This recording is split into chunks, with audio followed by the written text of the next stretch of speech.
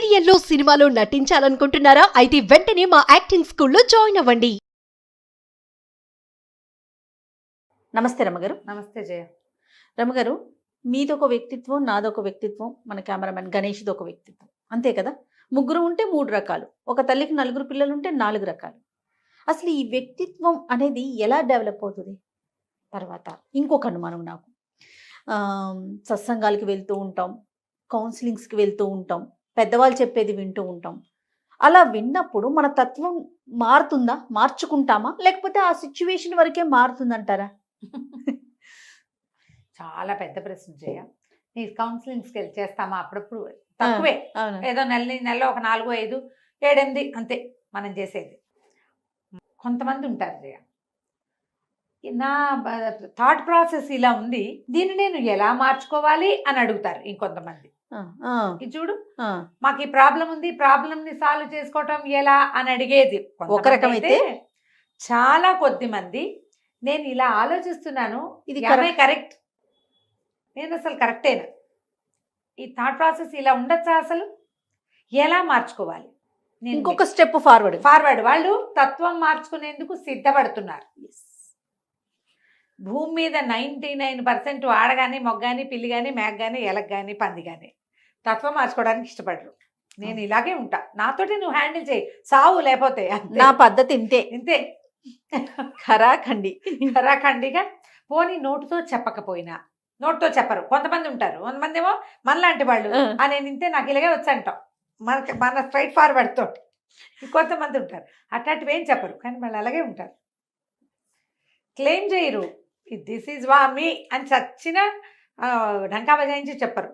కానీ వాళ్ళు అదే. స్వభావాలు మారవు. స్వభావం మార్పు ఎప్పుడు కుదురుతుంది? మనం చూడు, ఇంతమంది ఉన్నామా దేశ జనాభా, మనలో తపస్సు చేసేవాళ్ళు వాళ్ళు ఎంత తక్కువ మంది ఉన్నారు జయ? అవునండి, చాలా తక్కువ.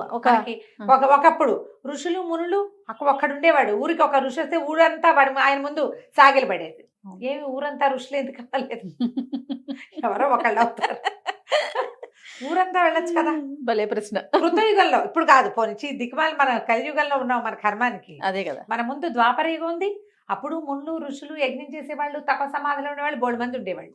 అంతకుముందు త్రేతాయుగంలోనూ బోళ్ళు మంది ఉన్నారు, వశిష్ఠుడు, విశ్వామిత్రుడు, గిట్రా పెద్ద మనుషులు చాలా మంది ఉన్నారు, ఋష్యశృంగుడు, జాబాలి, వీళ్ళంతా ఉన్నారు. అంతకుముందు కృతయుగంలో అబ్బో ఎంతమందో. కానీ సామాన్య ప్రజానీకం ఎక్కువ ఉందా, ఋషిగణం ఎక్కువగా ఉందో చెప్పు? సామాన్య ప్రజానీకమే కదా రమ్మగారు. ఋషిగణం చాలా తక్కువ. అంటే వీళ్ళు స్వభావాన్ని మార్చుకోవడానికి సిద్ధపడిన గణం అనమాట. అంతే అంతే. అప్పట్లాగానే ఇప్పుడు కూడా చాలా కొద్ది మంది మెడిటేషన్ చేస్తామని, మెడిటేషన్ శ్వాస తీసుకోవటము, శ్వాస మీద ధ్యాస, ఇంకొకటి ఏదో చేసి మొత్తానికి కోపిష్టితనాన్ని తగ్గించుకుంటారు. కానీ ఏదో పీక్ టైంలో వచ్చేస్తుంది బయటికి, వచ్చేస్తుంది, లోపల జంతువు బయటకు వచ్చేస్తూ ఉంటుంది కదా. మనుషులం కదా. ఈ కంట్రోల్ సాధించడానికి అసలు మన వల్ల అవుతుందా? కాదు. ముందు మన ప్రవర్తన లోపాలు, మనది తప్పు, మనం సరిగ్గా లేము అనేది గుర్తించరు జనము. ఎవరి స్వభావానికి వాళ్ళు కట్టుబడి ఉంటారు, అంతే కదా. లోకమే ఇలా ఉంటుంది. ఇప్పుడు మనం ఏం చేయాలి? పక్క వాళ్ళని మార్చడానికి ట్రై చేయకూడదు, వాళ్ళ ప్రకారం మన జీవితాన్ని నడిపించుకుంటూ పోవాలి. నీ ప్రకారం నీ దారి నువ్వు నడు, నా ప్రకారం నేను నడుస్తా, మన ఇద్దరం కలిసి పక్క పక్కన నడుచుకుంటూ పోదాం. ఇప్పుడు చూడు, భార్య సమస్యలు తగ్గుతాయి అంటారా? చాలా సమస్యలు తగ్గుతాయి జయ. ఇప్పుడు మనం ఎంతసేపు మనం కరెక్ట్, పక్కవాడు తప్పు, మనలాగా పక్కవాడిని మార్చడానికి ట్రై చేయటమే కదా మన సమస్యలకు మూల కారణం. ఎవరి దారిన వారు వెళ్ళమని భార్య భర్త ఎవరి దారిని కొత్త పద్ధతులు తెచ్చేస్తున్నారు రమ్మగారు. నీకు అలా అర్థం అవుతోంది, నేను అలా చెప్పట్లా. ఇప్పుడు పిసినారి భర్త, ఖర్చు పెట్టే భార్య, వీళ్ళకి ఏం చెప్తావు? విడాకులు తీసుకోండి, నీ దారి నువ్వు ఖర్చు పెట్టుకో, నీ దారి నువ్వు దాచిపెట్టుకో అని చెప్తావా? అలా కాదు, కలిసి ఏదో సాయిదా వాయిదాగా పొండి, ఆయనకి పిసినారితనం ఎక్కువ, కొన్ని విషయాలు నువ్వు జాగ్రత్తగా ఉండు, పాప ఆవిడ ఖర్చు పెట్టుకుంటూ చీరలో నగలో కొనిపెట్టిన ఆయన అని చెప్తావా? అంతే కదా. మీ ఇద్దరు కలిసే ఉండండి అని చెప్తావా? లేచకమండి ఎవరి దాన్ని వాళ్ళు అంటామా? అట్లా అన్నాం కదా. వీళ్ళిద్దరూ రెండో వాళ్ళని యాక్సెప్ట్ చేయాలి జయ. అది కదా రమ్మగారు ప్రధానం. అర్థమైందా అది ఇప్పుడు లేకపోవడంతోనే కదా సమస్య. నేనే కొత్త సిద్ధాంతం చెప్పట్లేదు, పాత సిద్ధాంతమే ఇది. ఎలాగా సముద్రంలో ఉప్పు, ఆ ఉప్పు ఒక్కటి తప్ప మిగిలిన అన్ని రుచులు ఉన్న ఉసిరికాయని కలపమంటున్నాం. అందులో ఏది లేదు ఇది పెట్టుకో దీంతో, ఇందులో లేనివన్నిటికీ అది వస్తుంది నీకు అని చెప్పుకోవటమే. అంతే రమ్మగారు, కరెక్ట్ అండి. తత్వాలు మారవు.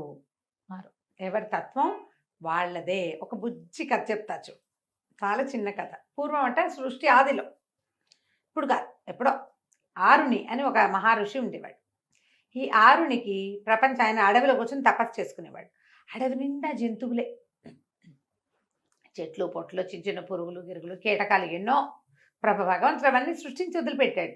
ఆయన అనుకున్నాడు ఇవన్నీ ఎందుకు పుట్టించాడు దేవుడు, ఒక ఆడదాన్ని ఒక మగవాడిని మనుషుల్ని సృష్టిస్తే సరిపోతుంది కదా, అంతే, మనుషులు ఉంటే చాలు, ఓన్లీ మనుషులే కావాలి అని అనుకునేవాడు. అయితే ఒకనాడు ఏమైందట, ఆయన నదికి వెళ్ళి స్నానం చేసి వస్తుంటే ఒక పెద్దగా పులిగాండ్రు రింపు వినపడింది. పులి పరిగెడుతోంది. ఈయన అటు ఇటు చూశాడు. ఈయన వెనకాల కాదు, ఆ పులికి ముందు కొంచెం దూరంలో ఒక ఆడ లేడి, అది కూడా వెర్రి పరుగులు తీస్తుంది.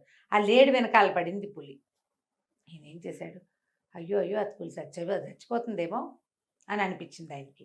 ఈ పులిని మార్చేద్దాం అనిపించింది. ఆయన తన తపశ్శక్తితోటి ఇద్దరిని, మగ పులిని మగవాడిగాను లేడిని ఆడదానిగాను మార్చేశాడు.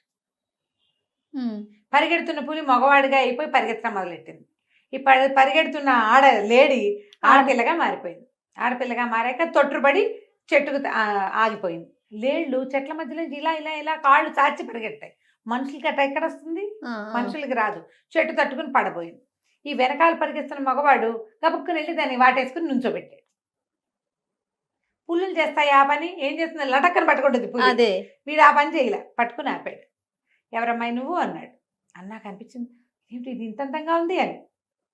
మెల్లిగా ఈ మగవాడికి ఈ అమ్మాయి మీద మోహం పుట్టుకొచ్చింది. ఆ మోహాన్ని వాడు ప్రేమ అనుకున్నాడు. ప్రేమ అనుకుని ఆ అమ్మాయిని నువ్వు నాతో ఉండు అని పిలిచాడు. ఆడెవ్వడూ లేడు, వీడు ఒక్కడే ఉన్నాడు. వీడు చూస్తే మంచి అటాకటా బలంగా ఉన్నాడు. పెద్ద మగ పులి మగవాడిగా మారితే పులికున్న జీవసత్వాలన్నీ మనిషికి రావు కదా. లేడి నాజుకుతనం అంతా అమ్మాయికి వచ్చింది, పులి బలం అంతా అబ్బాయికి వచ్చింది.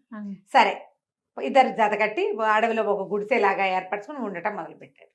ఈ పులి మగవాడిగా మారిపోయాడు కదా. ఈ మగవాడు మొత్తం అడవంతా వేటాడి దుప్పుల్ని వాటిని వీటిని కుందేళ్ళని పుచ్చుకొచ్చేసేవాడు.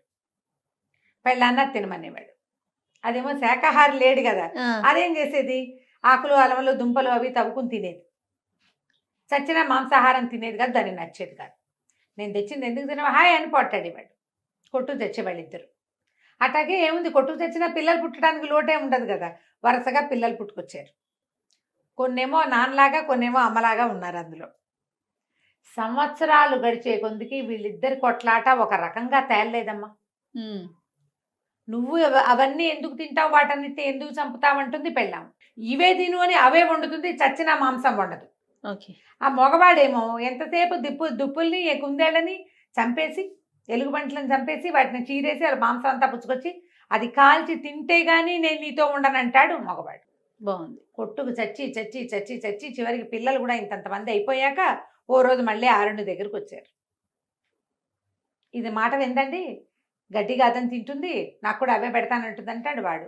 ఎంతసేపు రక్త మాంసాలతో తిండండి, అన్నిటిని చంపేస్తున్నాడు దుర్మార్గుడు, వీడితో ఎవడ బతుకుతాడండి అందే ఆవిడ. ఈ గోల పళ్ళైపోయాడు కదా పంచాయతీ. ఎందుకని ఆయన ఏం చేశాడు, వాడిని పులిగాను దీన్ని లేడుగాను మర్చిపారేశాడు. ఇద్దరు చెరోజారును పోయారు. వాళ్ళ పిల్లలు మాత్రం అడవిలో ఉండిపోయారు.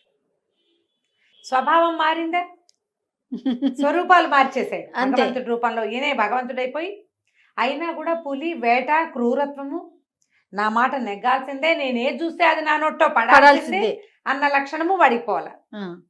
ఇది ఒక మూల దాక్కుందాము, మూల కూర్చుందాము, నా దారిని నేను ఉందాము అనే ధోరణి దీనికి పోలేదు. మనుషులుగా మారినా కూడా జంతు లక్షణ స్వభావాలు మాత్రం వాళ్ళవి మారలేదు. పిల్లలు పుట్టినా మారలే. ఇప్పుడు ఈ రెండు ఏం చెయ్యొచ్చు, ఆవిడకి ఇష్టం లేదు నేను ఒక్కడనే తింటా అని వాడు అనుకోవచ్చు. వాడికి నచ్చింది వాడికి తింటాలే, నాకు నచ్చింది నన్ను తిన్నిస్తున్నాడు కదా అని అనుకోవాలి. వీళ్ళిద్దరు చూడు రెండో వాళ్ళని యాక్సెప్ట్ చేయలే కదా. అంతే. మీ స్వభావాలు మీకు ఇబ్బందులు లేకుండా ఉండాలంటే ఏం మార్చుకోవాలి, ఇక్కడ మనం స్వభావం మార్చుకోవాలి మొదటిది, యాక్సెప్టెన్సీ కావాలి రెండోది. ఈ రోజున మనం కొట్టుకు సావడానికి, మన ఇళ్ళందరి ఇళ్లలోనూ డివోర్సులు రావడానికి, ప్రతి సమాజంలోనూ ధనిక సమాజం లేదు, పేద సమాజం లేదు, రెండే కదా సమాజాలు మనకి. అవును. ఒక డబ్బుని వాళ్ళు, ఒక డబ్బు లేని వాళ్ళు. ఈ రెండు చోట్ల కూడా అవతల వాళ్ళని వాళ్ళు ఎలా ఉన్నారో అలా యాక్సెప్ట్ చేయకపోవటం వల్లే మనకి సమస్యలు. ఒప్పుకోవాలా ఒప్పుకోవద్దా జయదీన్? 100% ఒప్పుకోవాలి రమ్య గారు. ఎలాంటి సమస్యలకైనా సరే, ఏ ప్రాబ్లంకైనా మొట్టమొదటిది వాళ్ళని వాళ్ళుగా యాక్సెప్ట్ చేయకపోవటమే అతిపెద్ద సమస్య. అంతేనా? అవునండి. ఆలోచించండి, ఎంత చిన్న కథ ఇది. మనతో ఉండే వాళ్ళని మనలాగా మారిపోవాలని కోరుకుంటాం కదా అలా రమ్య ఎలా గారు. కుదురుతుంది? ఎలా కుదురుతుంది? వాళ్ళు వాళ్ళ మనలాగా స్వభావం ఆలోచించరు. కదా అది. అక్కడికి మన కడుపును పెట్టిన బిడ్డలకు కూడా అదే ఎక్స్పెక్ట్ చేస్తాం కదా రమ్మ గారు. వాడు మనలాగానే అంతే, ఉండాలనుకుంటాం. మనలాగానే మాట్లాడాలి, మనలాగానే తినాలి, మనలాగానే బిహేవ్ చేయాలి. అక్కడ ఒక వ్యక్తి, ఒక పర్సన్ అది గుర్తించాం. గుర్తించాం. కొన్ని కామన్ గా సమాజంలో అందరికీ ఉంటాయి జయ. అది ఫాలో అవ్వాలి. అవి కాకుండా వాడి సొంత టేస్ట్లు, వాడి సొంత అభిప్రాయాలు, సొంత ఆలోచన, ఏ జీవికి ఆ జీవి వేరే కదా. అవును. మనం ఒప్పుకోకపోవటమే సమాజంలో సమస్యలకి. గొడవలకి కారణము, సమస్యలకి మూల కారణం అది. చాలా బాగుంది. మీతో ఉన్న వాళ్ళు పులా లేడా తెలుసుకోండి. పులైతే పులిని పులిగాను, లేడైతే లేడిని లేడుగాని యాక్సెప్ట్ చేసేయండి. గొడవలు ఉండవు. మీరు ఇది కాదన్నా మీరు ఇంకో జంతువు పాల్పడతారు. ఈ జంతువును వదిలేస్తే ఇంకొక జంతువు. ఇంకో జంతువు అదే రకమో, అంతే కదా. అదే రకమో తెలియదు కదా. Yes. అందుకని కొత్త జంతువుల వేటతో కాకుండా భగవంతుడు మనకి ఏ జంతువుతోటి జత కూర్చాడో వాళ్ళతోటి ఉండడానికి ట్రై చేయండి. అద్భుతం.